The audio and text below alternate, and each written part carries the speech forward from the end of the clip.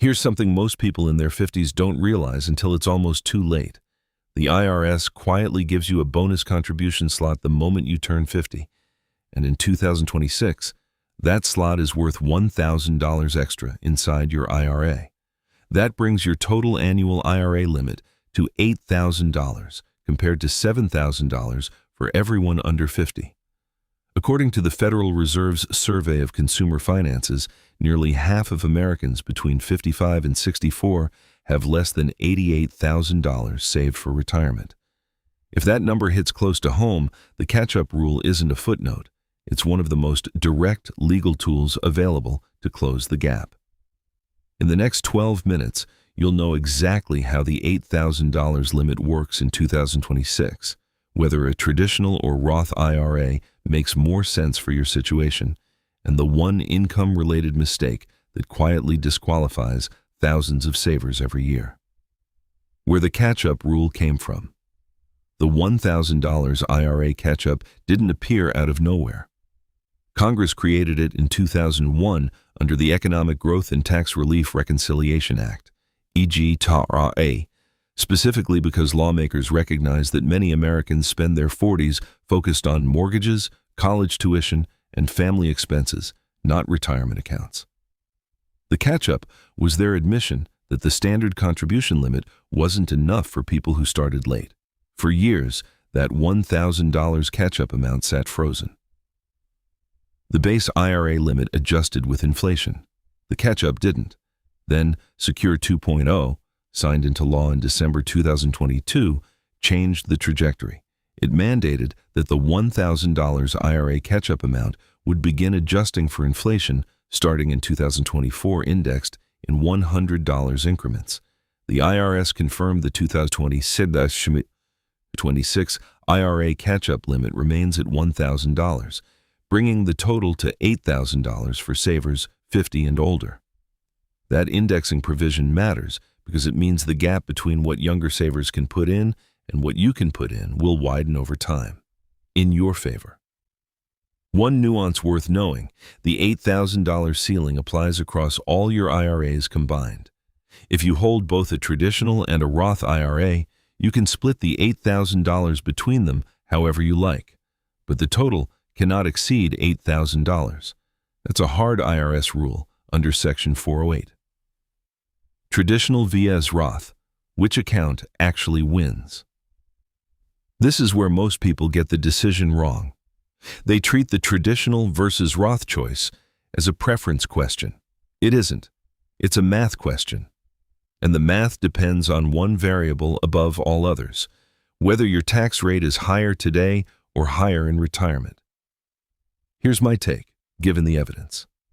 If you're in your 50s with modest savings and you expect your income to drop significantly in retirement, the traditional IRA's upfront deduction is the right default. You reduce taxable income today at a higher rate, then pay taxes on withdrawals at a lower rate later. That spread is real money. If you expect your retirement income to be roughly equal to or higher than your current income, maybe you have a pension, rental income, or significant Social Security benefits, the Roth IRA wins. You pay taxes now at your current rate, and every dollar of growth comes out tax-free. According to Vanguard's 2024 How America Saves report, tax diversification across both account types is one of the most consistent markers of long-term retirement preparedness. That means having some money in taxable, some in traditional, and some in Roth, so you can manage your tax bracket in retirement rather than being locked into one. Your filing status changes the math too. A married couple filing jointly faces different phase-out thresholds than a single filer. Keep that in mind as we walk through the income rules next, the 2026 income rules that determine your options. This is the section that trips people up most often, and getting it wrong can mean a surprise tax bill or a wasted contribution. For the Roth IRA in 2026, the IRS uses your modified adjusted gross income, your MAGI, to determine eligibility. For single filers, the phase-out range starts at $150,000 and ends at $165,000. Above $165,000, you cannot contribute to a Roth IRA directly. For married couples filing jointly, the phase-out runs from $236,000 to $246,000. Above $246,000, direct Roth contributions are off the table.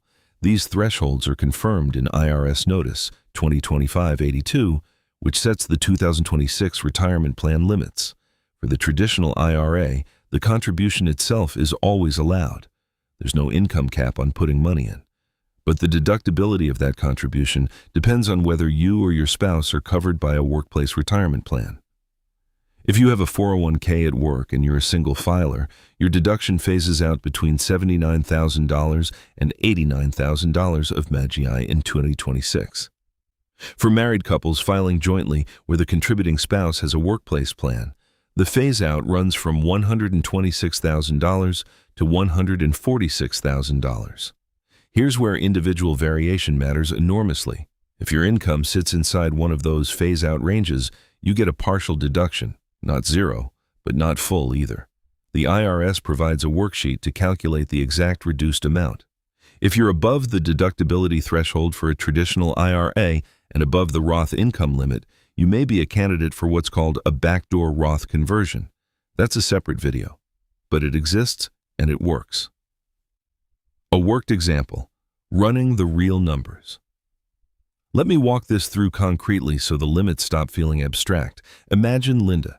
She's 54, single, works as a hospital administrator, and earns $95,000 per year. She has a 401k at work, but it's underfunded. She wants to know what her IRA options look like in 2026.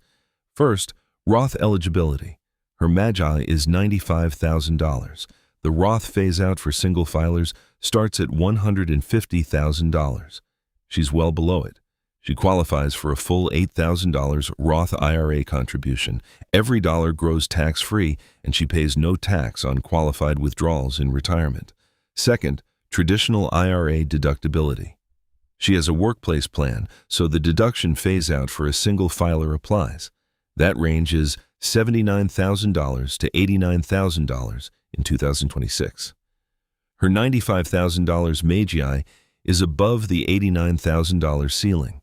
She can still contribute $8,000 to a traditional IRA, but none of it is deductible. That's called a non-deductible IRA contribution, and it creates a paper trail called Form 8606 that you must file with the IRS to track your basis. My take for Linda: the Roth IRA is the clear winner. She gets no upfront deduction from the traditional anyway, so she might as well take the tax-free growth. Putting $8,000 into a Roth IRA and leaving it invested for 15 years at a 6% average annual return grows to roughly $19,100, tax-free. That's a meaningful number on a late start trajectory. If Linda's income were $160,000, she'd be inside the Roth phase-out range. In that case, the calculation changes, and the backdoor Roth strategy becomes worth examining with an advisor. The mistake that quietly wipes out your contribution.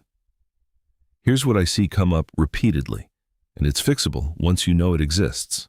The IRS requires that your IRA contribution not exceed your earned income for the year. That sounds obvious, but it catches people in two specific situations. The first is part-time work.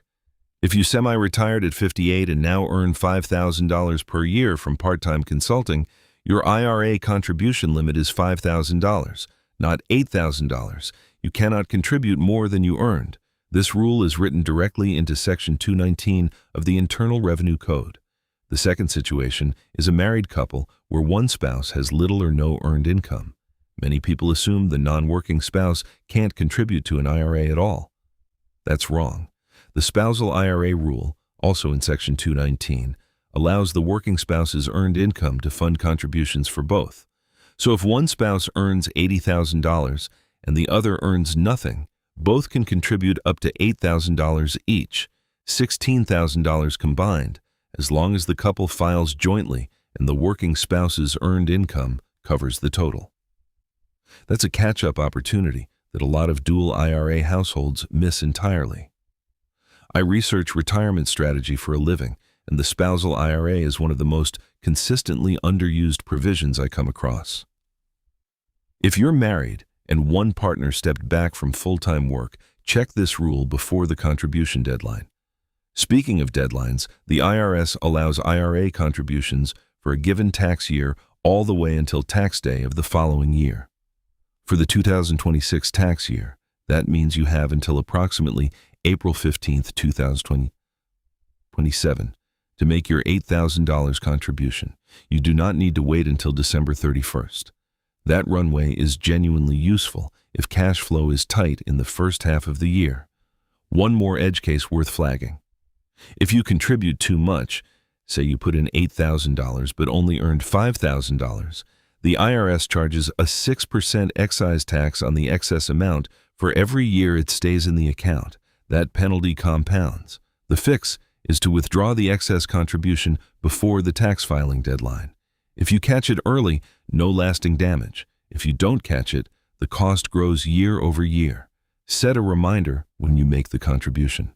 Confirm your earned income before you hit the limit. I'm not a licensed financial advisor. This is general education, not personalized advice.